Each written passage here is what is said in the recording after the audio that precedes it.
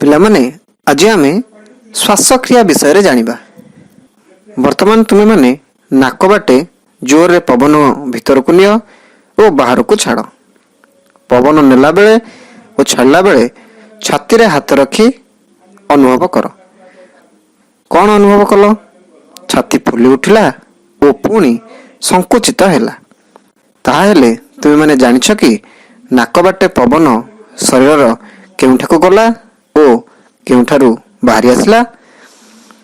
एही पवन आम छाती भितर थिबा फुसफुस को जाए।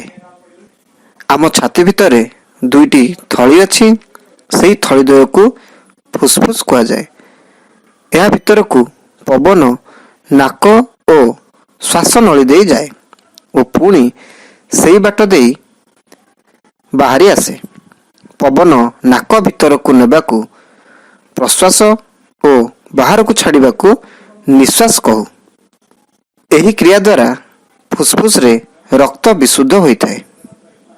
तुमे माने जानिछ कि तुमे सोइथिला बेले मध्य श्वासक्रिया अहरह चलिथाय।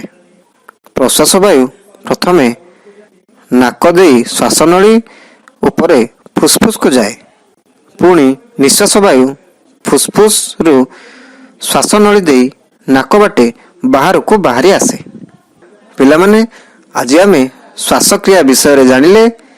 एबे चलो एही कार्य पद्धति को पूर्ण करिबा।